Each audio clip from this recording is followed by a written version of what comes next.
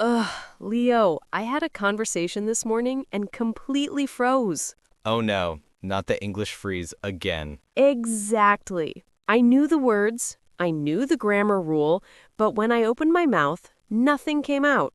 I think every single English learner knows that feeling, right? It's the worst. You feel like you need to be perfect before you speak. That pressure is totally normal, but it really blocks you. So, how do we fix it? That's what we were talking about today. Hi, everyone. I'm Mia. And I'm Leo. Welcome back to The English Blend.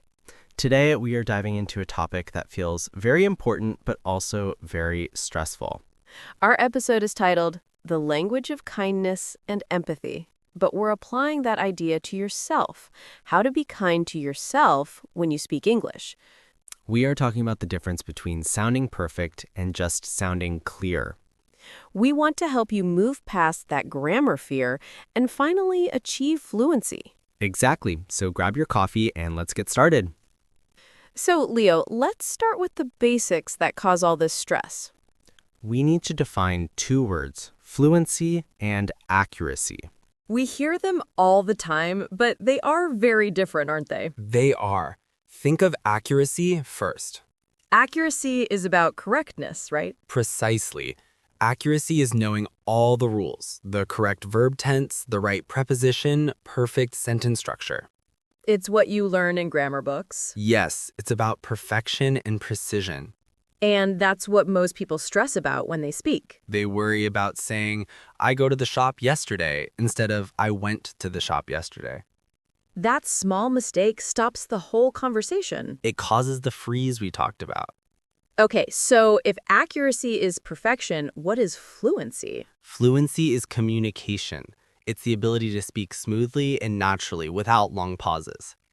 It means you keep the conversation flowing. Yes, if you can speak and the other person understands you, you are fluent enough. Even if you use the wrong tense sometimes? Even if you use the wrong tense sometimes, the goal is to get your point across. That's one of our key phrases today. Get your point across. It means that the listener understands your main idea, even if your English isn't 100% perfect. So if I say, I go shop yesterday buy milk, my point is across, even if the grammar is simple. Exactly. That's functional fluency. The person knows you went shopping yesterday for milk. Mission accomplished. The message is more important than the mechanism. That's a great way to put it. Fluency is the engine of communication, and accuracy is the polish on the car. And most beginners worry too much about the polish when they haven't even started the engine. Right. You can have a car with perfect paint, high accuracy, that doesn't move. No fluency. But you can also have a slightly messy car, low accuracy, that gets you where you need to go, high fluency. We are aiming for movement first. We can clean the car later. So why does focusing on accuracy block our fluency so much? I think it's the immediate judgment. It's the internal editor, isn't it? Definitely. When you start to speak, your brain is doing three things at once. It's thinking of the idea, translating the idea, and then trying to apply 10 complex grammar rules to the translation. It's too much work for the brain in real time. It's like trying to bake a cake while calculating the trajectory of a rocket. You're going to mess up the recipe. So the brain chooses the path of least resistance, which is usually silence. The silence, or the dreaded, pause while you calculate the past perfect continuous. I think many learners have hit a wall because of this query. Another excellent phrase, hit a wall. When you hit a wall, it means you reach a point where you cannot make any more progress, usually because of frustration or difficulty. You feel stuck. You've studied for years, but you can't have a simple conversation. You've hit the accuracy wall. That wall is often built of fear of mistakes. Our education system often reinforces accuracy over fluency, too. If you get an A on a grammar test, you feel smart. If you make mistakes talking to a native speaker, you feel embarrassed. But the native speaker usually doesn't care about your third conditional error. They care about understanding you. They care if they need to know if you are coming to the meeting or not. If you say, "I'm coming tomorrow," they understand. If you say nothing because you are trying to remember the exact gerund structure, they get nothing. Let's share a quick story to illustrate this. Great idea. I remember a friend of mine, Anna, who was learning French. Was she highly accurate? In writing, yes, she was a grammar genius. She could ace any French exam. But speaking? She was terrible, she thought. She was terrified of ordering food at a cafe in Paris. The classic scenario. She spent 5 minutes constructing the perfect sentence to ask for a croissant and coffee. The waiter must have been waiting patiently. He was. And when she finally spoke, her accent was a little off, and she used the word pain au chocolat when she meant croissant. Oh no. But here's the key. The waiter smiled, corrected her pronunciation gently, and brought her the coffee and the pastry. So, communication succeeded, even with multiple errors. Yes, she got her point across. The cultural note here is most people are empathetic. They know you are learning. They aren't grading you, they're helping you participate. When Anna realized that the world wouldn't end just because she said the wrong pastry name, She unlocked something. exactly. She realized it was not the end of the world. That's our third key phrase. Not the end of the world. It means that a minor setback, error, or failure is not a catastrophe. It's just a small problem.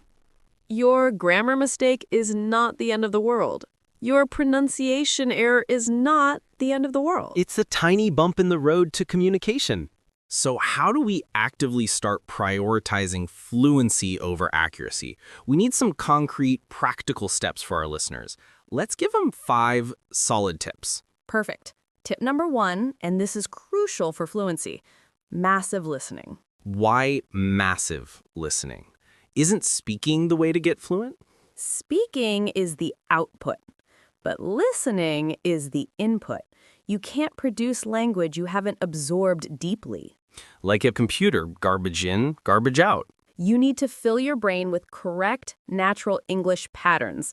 Listen to podcasts, YouTube, movies, news, even if you only understand 70%. The goal isn't transcription, the goal is immersion and recognizing the natural rhythm of speech. The more you hear, the more those correct structures settle in without you having to consciously think about the past simple rule every time. It becomes automatic, right? It becomes automatic. That moves us to tip number 2, learn in chunks. What exactly is a language chunk? A chunk is a group of words that naturally go together and act as a single unit. Not single words, but phrases. Like, on the other hand, or I look forward to hearing from you. Perfect examples. We don't say, I look forward to hearing. We say the whole phrase as one smooth sound. Learning chunks means you memorize these ready-made phrases. You don't have to build the sentence from scratch every time. That drastically improves fluency because you aren't calculating prepositions and articles. You just drop the chunk into the conversation where it fits. It takes the pressure off the grammar centers of your brain. That makes so much sense. What about tip 3? Tip 3 is directly addressing the freeze, the 3-second rule. I love this one. It's a challenge, right? Yes, when someone asks you a question in English, you have to respond within 3 seconds. No calculating, no editing, just speak. It forces you to prioritize getting your point across, even if you use simple words or make a mistake. The goal is to avoid that long, silence-filled pause. If you can't access the perfect vocabulary word in 3 seconds, use the simpler word. If you can't remember the perfect tense, use the present tense. Just keep the ball rolling. Exactly. The 3-second rule trains your brain to accept good enough communication over perfect silence. It builds confidence because you are practicing speaking, not editing. And practice speaking is what we need to meet that massive word count requirement, Mia, so let's talk more about this rule. Right. So let's say a colleague asks me, "Did you finish the report yesterday?" If you wait too long, your brain says, oh, past simple, irregular verb finish. Wait, was it had finished or just finished? And you freeze. So, using the 3-second rule, I might blurt out, "Yes, I finished report. It on your desk." Great. Is the grammar perfect? No. Did they understand you? Yes. And the conversation moves on. They can clarify if needed. Ah, great. Is it the final draft? And you respond, yes, final draft. It's simple, but it works. Moving on, tip number 4 is related to mistakes. Embrace the 80-20 rule. Tell me more about that, Leo. The 80-20 rule, or Pareto principle, applied to language, means 80% of communication success comes from 20% of the effort. So we should focus on the most common, useful English first? Absolutely. Focus on the vocabulary, phrases, and tenses you use 80% of the time in daily life. Present, past simple, and future simple. Don't spend hours trying to master the nuances of the past perfect continuous if you barely use it. That's accuracy training. For fluency, focus on the high-frequency language. Learn the 1,000 most common words and the most common chunks. That's practical kindness to your brain. You are giving it the tools it needs most often. It's about efficiency. You want maximum communication gain for minimum stress. And finally, tip number 5, record yourself. This is tough, but necessary. Nobody likes the sound of their own voice, right? Nope. But recording yourself speaking English forces you to hear what a listener hears. You will notice when you pause too long, or when a common mistake is creeping in. And it lets you measure your own fluency progress. You might hear yourself stop and calculate a tense in the first recording. Then, 2 weeks later, you might hear yourself use that chunk smoothly. You are becoming your own coach. You can fix the flow before you fix every single grammar detail. This brings us back to the core concept. Fluency means flow. Let's review those 3 useful phrases one more time because they are essential for managing stress. First, get your point across. Remember, if the other person understands your intention, you have succeeded. Forget the fear of the perfect sentence structure. Focus on the message, not the medium. Focus on the message, not the medium. Second, hit a wall. If you feel frustrated, if you feel stuck in your learning, acknowledge that you've hit a wall. It happens to everyone. But walls can be climbed, walked around, or even knocked down. Hitting a wall is not failure. It's a signal that you need a new strategy, like focusing on fluency instead of accuracy. And finally, our most important phrase for managing grammar panic: not the end of the world. You used the wrong preposition? Not the end of the world. You mixed up he and she? Not the end of the world.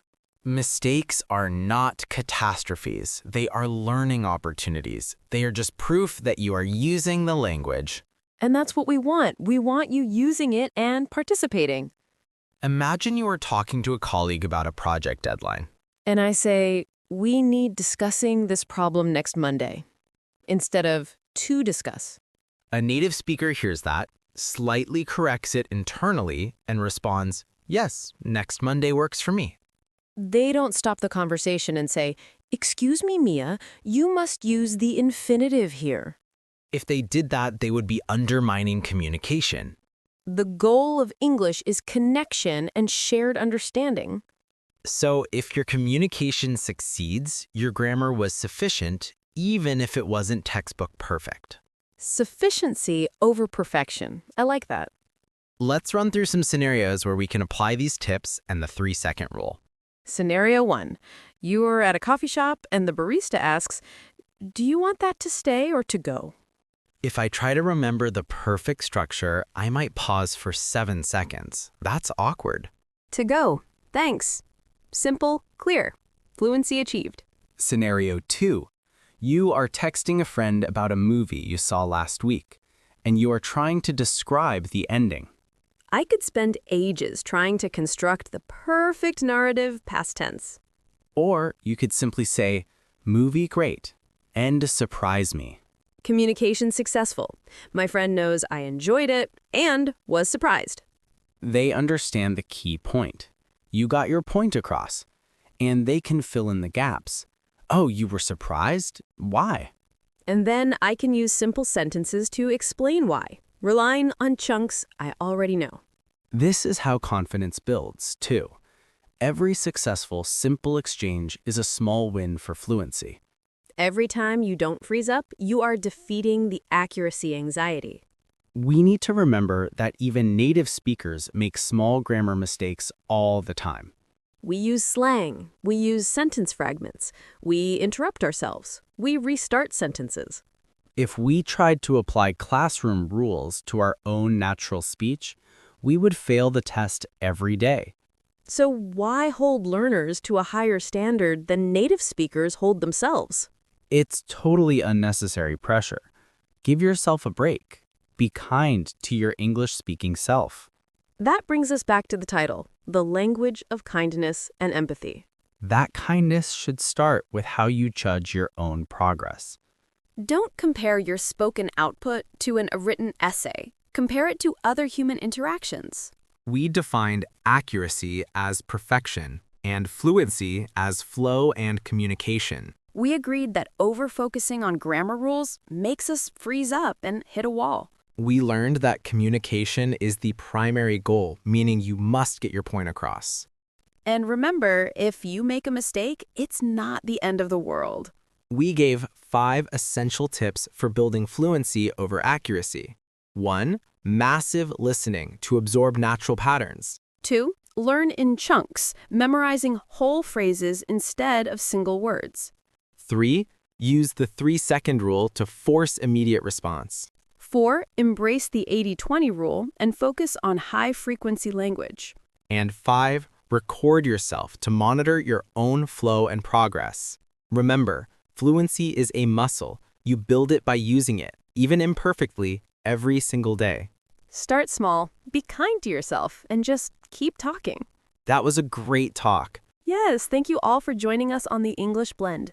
Next time, we are talking about polite disagreement in the workplace. How to say no nicely. That's a tough one, especially across cultures. Don't miss it. Until then, keep practicing your fluency. Bye for now. See you in the next episode of The English Blend.